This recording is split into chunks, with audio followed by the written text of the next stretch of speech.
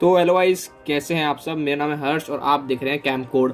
तो जो आज की वीडियो टॉपिक है वो कुछ नहीं है, वो सिंपल सा टॉपिक है। तो भाई कैसे से अच्छे मार्क्स से पास कैसे हुए, और वो भी किसमें, फिजिक्स जैसे सब्जेक्ट के अंदर, जिसके अंदर बच्चे बहुत डरते हैं। क्यों? क्योंकि इसके अंदर आते हैं, छोटी सी बात है, न्यूमेरिकल्स। और भाई मैं थोड़ा बोल दूँ तो डेरिवेशंस भी बोल सकता हूँ मैं, डेरिवेशंस। और जो आजकल का एक नया खतरा जो बोर्ड जोड़ रहा है, जो मैंने भी फेस करा है, वो है कॉन्सेप्चुअल क्वेश्चंस, है ना। तो यार हमारा देखो दो तरह के लोग होते हैं, एक टॉपर होते हैं, एक होते हैं बीच के, और एक तो तीसरे नंबर के। भाई जिन होता है केवल पास होना। तो ये स्ट्रेटजी उनके लिए कि भाई पास कैसे होना है। और पास भी ऐसे नहीं कि भाई ऐसे वैसे हो गए कि अपना क्राइटेरिया के तहत पेपर होता है 70 मार्क्स का और पासिंग क्राइटेरिया होता है 33 का, ठीक है। जैसे इसके अंदर ये 100 वाले का होता है, मैं इसके अंदर शायद 27 मान चलता हूँ, है ना, 27 का मान लेते हैं। पर हम लोग पास होंगे अपन 30 से लेके 35 के बीच में, या फिर अगर आप अच्छा कर लो जो बता रहा हूँ तो शायद आप इससे भी अच्छा ला सकते हैं। तो चलिए स्टार्ट कर। तो यार मैं यहाँ पे दो लोग कंसिडर करता हूँ जो ये वीडियो देख रहे होंगे, या तो पूरे साल पढ़े नहीं होंगे बिल्कुल भी, या फिर किसी की कोई कंडीशन हो सकती है, किसी की तबीयत खराबी हो, या बहुत सारी फैमिली में प्रॉब्लम होती है, कुछ भी हो, वो बंदे देख रहे हो, प्रॉब्लम वाले बंदे देख रहे होंगे, है ना। तो भाई पास होना मतलब कि केवल पेपर पास कर देना। तो उसके लिए मैं बताता हूँ कि आपको कैसे करना है कि आप अच्छा कर सकें स्कोर। तो इसमें मैं समझता हूँ कि आपको वो चीज़ करनी चाहिए जो कि पहले बात हो ईजी, है ना, जो कि जिसमें आपको थोड़ा ज़्यादा साफ साफ बोल रहा हूँ भाई, रट्टा मारना पड़े, रट्टा, है ना। क्योंकि इस टाइम वही पॉसिबल है, क्योंकि कॉन्सेप्ट समझने का टाइम जा चुका है। अब जो रियलिटी वो यही है कि आपको रट्टा ही मारना पड़ेगा। और मैं इसे प्रमोट नहीं करता वैसे, पर लेकिन अब टाइम ही हुई है, तो भाई 1 महीने से कम का टाइम रह रहा है, या फिर 1 महीने बराबर रह रहा होगा, अब ये करना पड़ेगा। और साथ में ये हो जिसको आप भाई अब कम पढ़ रहे हो, है ना, तो इसकी क्या होनी चाहिए, कम से कम 3 बार प्लस 3 टाइम्स रिविज़न होनी चाहिए। क्योंकि अगर तुम रट्टा मारो तो रिविज़न की जरूरत बहुत है भाई, बार बार लिख के देखना पड़ेगा। तो इसके लिए जो मैं प्रेफर करूँगा आपको, वो होगी पहले तो डेफिनेशंस पढ़नी है। उसके बाद कुछ डेरिवेशन बताऊँगा, किस चैप्टर से करनी है वो बता दूँगा, और कुछ फिक्स न्यूमेरिकल। डरो मत, न्यूमेरिकल ऐसे नहीं है जो हवा बना देंगे, मतलब पूरा कुछ चैप्टर से फिक्स होते हैं कि भाई इसी टाइप का न्यूमेरिकल आएगा, वही न्यूमेरिकल करना, उससे बाहर कुछ नहीं आने वाला। और भाई एम रखना करीब 35 नंबर का 70 में से।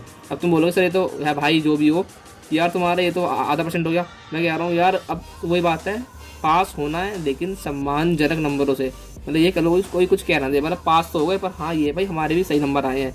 तो इसके लिए अब चैप्टर खोलते हैं, धीरे बताता हूँ क्या पढ़ना है सुंदर से। तो भाई पहले स्टार्ट करते हैं, चैप्टर लेंगे। उससे पहले पर बताना चाहूँगा कि पहले वो जान लो कि तुम्हारे इस साल में जो दे रहे हो तुम पेपर, क्या क्या कट चुका है, मतलब कि जो पेपर पूछा नहीं जाएगा। मैं तो हो गई बात इनकी। अब स्टार्ट करते हैं कैसे पढ़ना है कि पास कैसे होना है। तो सबसे पहले जो चैप्टर होगा ना जो बता रहा हूँ, उसके लिए आपको पढ़ना पड़ेगा पहले EM वेव्स मतलब कि electro magnetic waves. Chapter number जहाँ तक मुझे याद है ये 8 है। इसके अंदर कुछ खास नहीं है, केवल क्या है 8 से लेके 9 वेव्स हैं, ठीक है। उसका ही पैटर्न है, बता दूंगा पैटर्न क्या है। फिलहाल अभी चैप्टर की बात चल रही है, तो इसके अंदर 8-9 वेव्स हैं। उसके अंदर तक क्या है, यूजेस, है ना, उसका तुम्हारी वेवलेंथ मतलब कि लैम्डा, और फ्रिक्वेंसी, है ना। ये चीज़ 3 चीज़ याद रखनी है। और यही होता है बोर्ड में 3 नंबर का पूछ लेते हैं, 3 या फिर 2 नंबर का। तो अगर तुम ये चीज़ पक्की कर लोगे, जिसमें कि क्या कुछ नहीं करना भाई, केवल दिन में 2 बार अगर रोज़ देख लोगे ना इसको, तो ये अपने आप ही याद हो जाएगा, कोई बताने जरूरत नहीं है। तो पहला चैप्टर हो गया EM वेव्स। अब दूसरे चैप्टर की बात करूँ, मॉडर्न फिजिक्स के अंदर ये कंपेरेटिवली बाकी चैप्टर से, मतलब जो ऊपर वाला है उससे थोड़ा सा डिफिकल्ट है, पर लेकिन इसमें क्या है, पहले आता है डुअल नेचर, फिर आता है तुम्हारा एटम्स, फिर न्यूक्लियाई, है ना। अब इसके अंदर क्या करना तुमको, डुअल नेचर में तो मानता हूँ तब भी थोड़ा टिपिकल है, क्योंकि इसके अंदर क्या है, ग्राफ से स्टडी करनी है। पर लेकिन अब मैं तुम्हें इतना बोल रहा हूँ स्टडी करनी है। अब तुम्हें क्या करना है, यहाँ पे क्या करना है भाई, ये रोड लर्निंग। तुम्हें केवल देखना है कि भाई हाँ ये रटना है, ये देखना है। तो इसके अंदर 3 तरह ग्राफ आते हैं, वो तुम देखना। बाकी इसके अंदर डेविडसन और जर्मन का जो है ना एक्सपेरिमेंट, वो कट चुका है, वो नहीं आने वाला। तो ध्यान से पढ़ना, कभी तुम उसे रटने बैठ जाओ, क्योंकि वो तो आने वाला है नहीं। वो बाकी जो डेरिवेशन है इसके 3-4 वो इंपॉर्टेंट है, वो पढ़ना। एटम्स के अंदर क्या है, रेडियस की डेरिवेशन है, रेडियस, स्पीड, वो सब चीज़ें हैं। मतलब एटम्स के अंदर डेरिवेशन का भंडार है पूरा।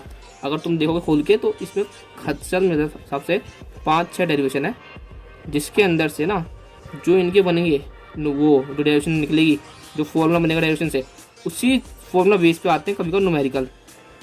तो इनके जो वो नहीं है, डेरिवेशन से रिजल्ट निकलेगा, जो फॉर्मूला बनेगा उन्हें याद रख लेना, बड़े नंबर आएंगे। न्यूक्लियर के अंदर क्या है, बाइंडिंग कर्व। अगर याद हो, क्लास के अंदर पढ़ा हो, तो एक ऐसा बड़ा सा ऐसे बनते, एक बड़ा सा कर्व बनता है ना, इसके अंदर वो बनता है कर्व से, तो वो कर्व है बाइंडिंग कर्व, उस पर ध्यान देना, वो आता है ना। पर बाइंडिंग कर्व पर न्यूक्लियन शायद तुम्हारा कट चुका है, तो ये दो अलग चीज़ें, इसमें तुम देख लेना आराम से। और इसके अंदर से यही आता है ज़्यादातर मेन है, और बाकी जो होता है ना अल्फा बीटा गामा की प्रॉपर्टीज़ कट चुकी है तुम्हारी। अब मैं श्योर नहीं हूँ कि प्रॉपर्टीज़ के साथ वो जो होता है ना अल्फा बीटा डिके, शायद से वो नहीं कटा, तो उस पर भी देख लेना। तो मतलब ओवरऑल मैं बताऊँ तो मॉडर्न फिजिक्स आपको अच्छा नंबर दे सकती है, क्योंकि ये ना कम टाइम में ज़्यादा हो सकती है, और इसकी आसानी से रिवीजन भी हो सकती है।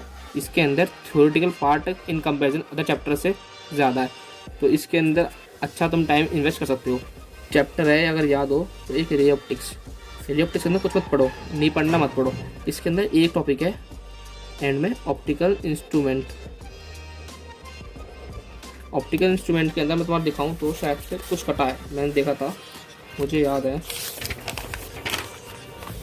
ऑप्टिकल इंस्ट्रूमेंट के अंदर तुम्हारा यहाँ पे ये रहा, resolving power of microscope telescope. ये केवल रिजॉल्विंग पावर कटी है, रिजॉल्विंग पावर के अलावा पूरा जो हमारा ये आ रहे हैं, इसके अंदर दो होते हैं, एक होता है माइक्रोस्कोप और एक होता है टेलीस्कोप। अब इसके अंदर भी क्या होता है, माइक्रोस्कोप दो तरह के होते हैं, एक सिंपल एक कॉम्प्लेक्स।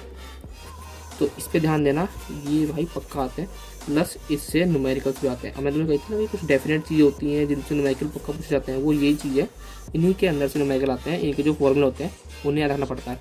ठीक है, तो भाई यहाँ से मतलब तुम्हारे अच्छे खासे नंबर बताऊँ तो अप्रॉक्स इन 3 चैप्टर जो बताए हैं, इनसे तुम आराम से मैं बताऊँ तो 20 नंबर के करीब फैच कर लोगे, आराम से आ जाएंगे 20 नंबर, जो फिलहाल मैं गारंटी दे रहा हूँ। इसमें से 20 नंबर आराम से, अगर तुमने जितना बताया उतना अच्छे से पढ़ लेते हो तो। अब जब आगे बढ़ते हैं तो भाई एंड में, मतलब ये एंड तो नहीं है, इसके अंदर आते तुम्हारी एक चीज़, इसका चैप्टर का नाम है सेमी कंडक्टर। इस चैप्टर के अंदर बहुत कमाल चीज़ें एंड में, इसके अंदर है एलईडी, फोटो सेल, और एक और चीज़ है वो फिलहाल मुझे याद नहीं आ रही, तो ये 3 डेरिवेशन में से पक्का एक ना एक तो पूछी जाती है, वो भी 3 मार्क्स के अंदर, 3 नंबर का पक्का यहाँ से कंप्लीट है। और यहाँ से एक चीज़ और थी पहले कंफर्म होती, जीना डायोड का क्वेश्चन है ना, जीना डायोड का, लेकिन अब तुम्हारा कट चुका है तो तुम्हें पढ़ने की जरूरत नहीं है।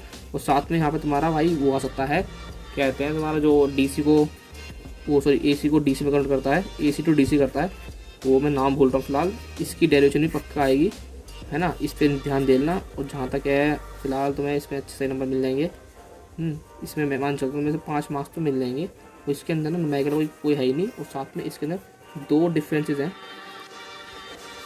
डिफरेंशिएट होता है, डिफरेंशिएट बिटवीन 2, इन 2 डिफरेंसेस को याद कर लेना। 2 डिफरेंस बता दूंगा बाद में कौन से, फिलहाल मैं तुम्हें एक बेसिक स्ट्रक्चर दे रहा हूँ कि भाई ये सब चीज़ मुझे आती हैं, तो मतलब कि तुम एक बार बुक उठा के, ये तो है उन्हीं की देखोगे नहीं, एक बार बुक उठा के देखना, तुम्हें मिल जाएंगी। उसके बाद फिर तुम्हें अगर लगे कि हाँ भाई कि मुझे और जानकारी चाहिए इसके बारे में इन डिटेल, तो मैं तुम्हें इसका डिफरेंसेस किसके बारे में बता दूंगा, वरना तुम बुक खोलो तो कुछ समझ जाओगे किसके बारे में 2 डिफरेंसेस। ये मैं चिंता रहा, क्योंकि थोड़ा काम तुम भी करो भाई, तुम भी थोड़ी बुक खोलो तभी पढ़ेगी, वरना नहीं होगी, वरना तो हल्के मिल जाओगे इस बात को। अब थोड़ा ऊपर चलते हैं, ऊपर मीन्स चैप्टर नंबर 3 क्या आया, करंट इलेक्ट्रिसिटी। इस चैप्टर की क्या खासियत है, इसमें से 2 टॉपिक हैं, एक तो भाई मीटर ब्रिज, एक पोटेंशियोमीटर। इन दोनों की डेरिवेशन अच्छे से कर लो, डेरिवेशन प्लस न्यूमेरिकल। न्यूमेरिकल भी क्या भाई, इनमें से ही आते हैं जो इनके बनेंगे ना फॉर्मूला बेस्ड आते हैं न्यूमेरिकल। बाकी कभी कभार थोड़ी इसमें एडिशन हो जाती है, प्लस कुछ एडिशन कंसेप्ट, कुछ कंसेप्ट जुड़ जाते हैं, चौकी का ज़्यादा मूवमेंट कर लेना, वो सब तुम्हें थोड़ा भाई देखना पड़ेगा और पढ़ना पड़ेगा तभी होगा, एडिशन कंसेप्ट जुड़ जाते हैं। ठीक है, इसमें से अच्छा पूछ लेते हैं और पूछा भी जाता है और आसान भी है, तभी कह रहा हूँ कि ये क्या खेल है, डेरिवेशन का खेल है सारा, पास होने का, और हो जाओगे डेरिवेशन करके भी पास आराम से। पर लेकिन अब कुछ ज़्यादातर सीबीएसई कंसेप्चुअल बहुत उतर चुकी है तो कम चांस है, पर लेकिन तुम जो आता है वो करो, क्योंकि इस साल पेपर थोड़ा इजी बनेगा जहाँ तक मुझे लगता है, और सभी कह रहेंगे, तुम भी सुन लोगे।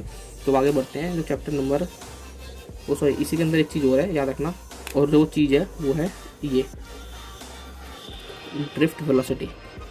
ड्रिफ्ट वेलोसिटी की भाई पूरी अच्छी 3 पेज इसकी डेरिवेशन है और वो आती है, उसे चीज़ कर लो। प्लस इसके न्यूमेरिकल मतलब मैं नहीं कह रहा कि अलग से प्रैक्टिस करने, अगर तुम पे टाइम है न्यूमेरिकल प्रैक्टिस करने का तो न्यूमेरिकल प्रैक्टिस कर लो। अदरवाइज़ भाई तुम इसमें से जो उसके फॉर्मूले है ना, ये फॉर्मूले दोबारा कह रहा हूँ, फॉर्मूलों को चाट जाओ अच्छे तरीके से, मतलब कि ये फॉर्मूला पुट कर दोगे ना तब भी मार्क्स मिल जाए कुछ ना कुछ, तो तुम्हारा ड्रिफ्ट वेलोसिटी यहाँ से हो गया। तो ये चैप्टर तुम्हारे अच्छी वीडियो है 7-8 नंबर की, ठीक है भाई। फिलहाल जो मुझे इंपॉर्टेंट लगा मैंने तो फिलहाल बता दिया, बाकी मैं तुम्हें एसी नहीं बताऊंगा क्योंकि एसी तो भाई बिल्कुल आने वाला है नहीं। ये मैं कहने कंसेप्ट भरे में दब के चैप्टर 4 मैग्नेटिक वाला वो भी कंसेप्ट है, 1-2 के अंदर भी कंसेप्ट है, तभी कर पाओगे ज़्यादातर मेनली न्यूमेरिकल। और अगर डायरेक्शन करोगे डायरेक्शन उसकी थोड़ी रटने में दिक्कत करी। जो मैंने तुम्हें बताया वो बताया, जो तुम अगर आराम से एक दो वीडियो देख भी लोगे ना तो आराम से कर लोगे और साथ में लिख के प्रैक्टिस करोगे तो पक्का तुम्हारे अच्छे नंबर आ जाएंगे। अच्छे नंबर मीन्स इन द 35 मान चल रहा हूँ, 35 से 30 के बीच में। और ये इतना मेरे हिसाब से फ़िलहाल सफिशिएंट है कि ये आपको 30 से 35 के बीच में नंबर दिला सकते हैं। बाकी अगर कोई भी क्वेरी हो तो भाई नीचे कमेंट बॉक्स है उस पर लिख देना जो भी दिक्कत हो। और अगर दूसरे सब्जेक्ट के चाहिए हो कि भाई मैथ्स के अंदर केमिस्ट्री के अंदर बताओ तो भाई उसका भी जुगाड़ बता दें, कोई दिक्कत नहीं है, अपने पास सब कुछ है। और साथ में एक चीज़ और बता रहा हूँ कि अगर इसमें कोई डाउट हो कि मतलब जैसे 2 डिफरेंस में बताया मैंने, अब कुछ चीज़ें भाई तुम्हें तीसरी चीज़ ये खोजने के लिए मुझे भी फिलहाल याद नहीं आ रही, वो बता दूंगा, ठीक है। तो ये चीज़ें तुम थोड़ी खुद सर्च करो तो सही रहेगा, तभी फ़ायदा है। तो अगर वीडियो अच्छी लगे तो लाइक करो, सब्सक्राइब करो और भाई शेयर भी कर दो। तो मिलते हैं नेक्स्ट वीडियो में।